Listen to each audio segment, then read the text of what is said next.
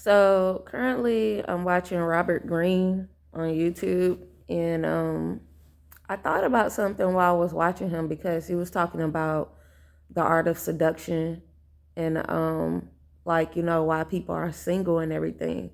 So like I had this epiphany when I was watching it, and I had to turn it off because I had to really think. So think like check this out, right? So like if you're not receiving and the love from the home, all the gestures for the good things that you did and all that stuff, right? And so when you come out into the world, right, and you meet a person that sorry y'all, I'm just waking up to you. So you meet a person, right, and you actually fall in love with this person, right? Remember, love is something that's taught, whatever, right? So if love is something taught and you become into this relationship, whatever, and you don't know how to love, right? So now you actually figuring out your own ways how to love, right? So since you are actually figuring out your own ways to love, and since you never knew how to love, that's when you actually gonna try to control the whole situation, right? Because one, you felt so heavily in love with this person, whatever, right? You don't even know how to love healthy. So your healthy of loving is try to control this person, or my septum is just cricket. You're going to try to control this person unconsciously knowing that you are. So when you're doing that, when you're unconsciously controlling this person, that's when it turns to a manipulation. So now you're going to start saying little things to actually manipulate this person, to get this person to try to stay around, or for them to even try to forget their own narrative on how the whole ordeal, turned out, what you guys was discussing, or how they feel about it. You know what I'm saying? So you're going to try to control that in a way so this person can actually stay around, whatever, and so they can actually see your point of view better, and it'll make them in a confused state, which is another form of gaslighting at that point. Because now you're gaslighting somebody to make them confused about something that they already said, so it can revolt back to you. Manipulation, control, gaslighting. All three of them in the same fucking family, just with different levels of the shit. Whatever. So now, when this person leave you, your ass devastated as fuck. Now you confused. Now it's kind of like the tables was turned back on your ass, because this person left you and you didn't even think they was gonna leave, because you was unconsciously gaslighting, manipulating them, and controlling the whole ordeal. So since you was doing all of that shit, the shit hit you in the fan where you're not even controlled no more. Now you are narcissist, because everything worked against you. Narcissist has all those three characteristics. Remember, we are all narcissists in a way, because we all want our way in some kind of shape, in some kind of way. But it's the difference of, you know, a good narcissist and a bad narcissist. I mean, that may not be the best. I hate to use narcissist as a word to say that we all are that, but we are in a way. But I'm just saying, it's your intention behind it. That's what makes you the type that kind of character, basically. So when that person leave you, now you distraught. You know what I'm saying? Now you're so fucking hurt, because one, you put so much expectation on this person, whatever. You're lacking love internally. So you don't even know how to love for real. You just figured out your own way to love, because this person showed you shit that you never even felt in your own household. And so now you did what you could to keep that. You did all you could to keep that type of love, and that's what made it toxic. That's why you and this person did not grow. And so again, whatever you resist is going to showcase in somebody else. So in a way, right? Or it can be a lesson for you to learn in that situation. So what I mean is, if you never shed light on certain things within you, if you never like shed light on the emotional side of yourself, whatever, and you always so logical, whatever, and so when you meet somebody, whatever, and that's gonna try to show you love, you're not gonna know how to actually receive it. So you're gonna control the situation in some kind of way. You know what I'm saying? Because you resisted it. So now this person coming into your life, they're trying to show you like, hey, you know what I'm saying? Hey, I'm here, whatever, whatever. But you're not really seeing that because that's something you never was taught. So you don't know really how to perceive it in a good way. So you'll take it within, whatever, you'll take it within, but now you're gonna try to control it to keep it instead of actually trying to see this person from their negatives and positives, and realizing this person is not perfect, and realizing this person is not supposed to show you how to love. That always comes from within. You know what I'm saying? That always comes from within, not for this person to be there to always pick you up. You know what I'm saying? If that makes sense. So, but yeah, man. So that's when all that stuff comes about. Like, when you're actually, that's when it turns into like control and shit, because now you try to keep this person around, and so when this person leaves you, you're devastated. This is where you get all the serial killers and the crazy niggas. Think about their household.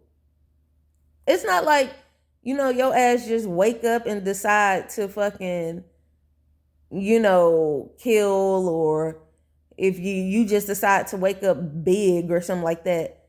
Your body is made by what you perceive and what you take in. Perceiving your visual. So your visual, whatever you see, is going to turn into it's going to turn into an emotion. Excuse me. It's going to turn into an emotion, and it's going to play a part in your body.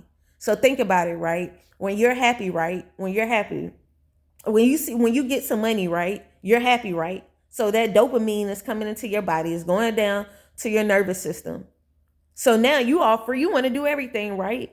So think about it if something bad happened to you that makes you angry or sad. You want to chill out. You see how it plays a part in your body?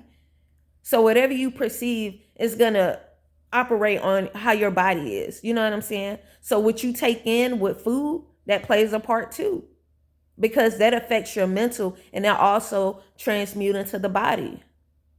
So whatever you visualize and whatever you intake, whatever, that plays a role on how you operate.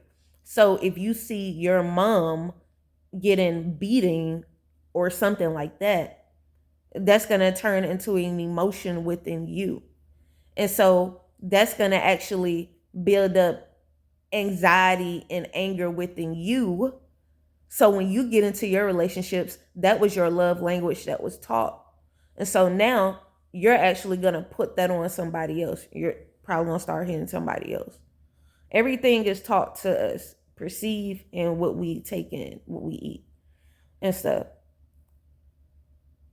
So you really got to be careful on, the type of people that you're around, what you eat, what you read, what you listen to, and everything. You know what I'm saying? So if you don't if a relationship made you like that, whatever, and you feel so down and out where it's hard for you to pick yourself back up from even trying to trust a person and love a person after something like that, you need to take time with yourself and analyze things that you never shed light on. It's going to take time.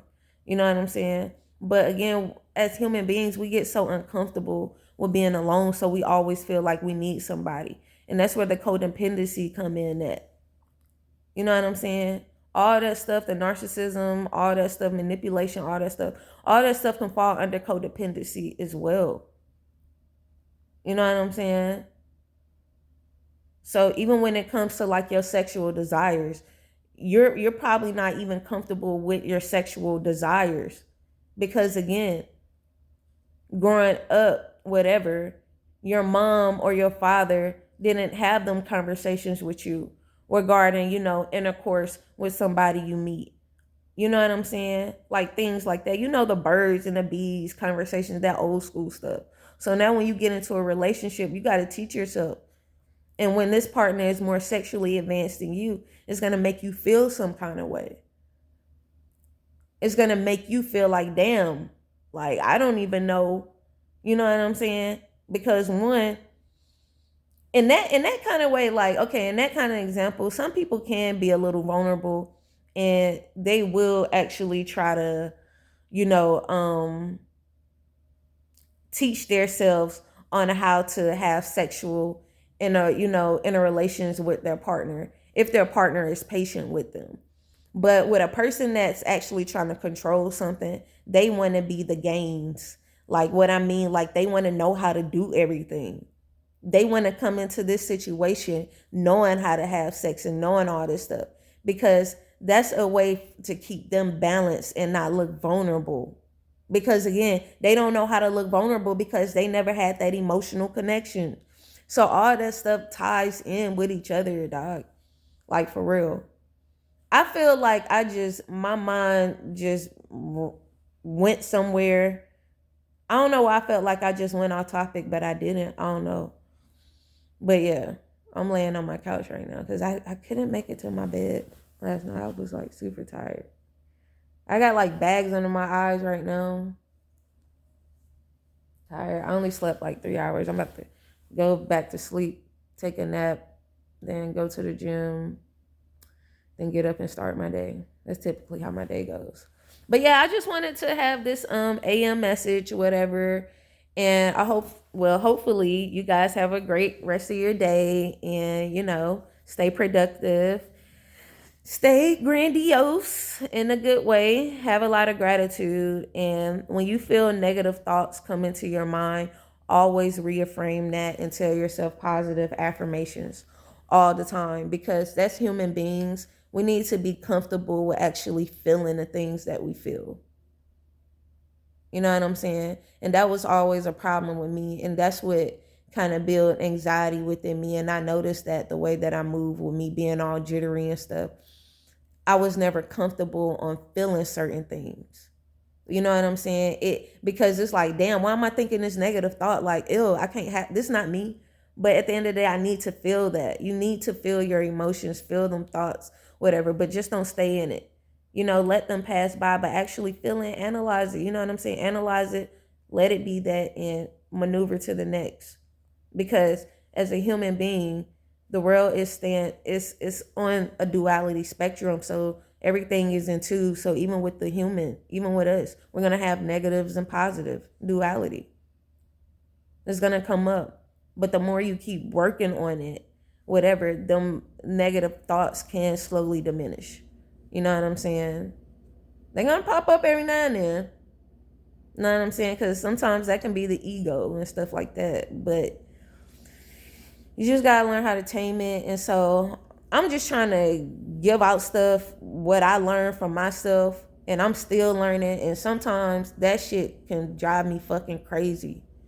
You know what I'm saying? And sometimes I can become real aloof until I know when my thoughts is where I wanted them to be, whatever, and stuff like that. But I know I can't be like that, because at the end of the day, they're always going to come back up. I just got to,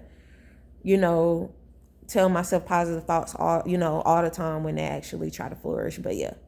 All right. Ran again. I'm going to talk to you guys later. Have a great day. Bye.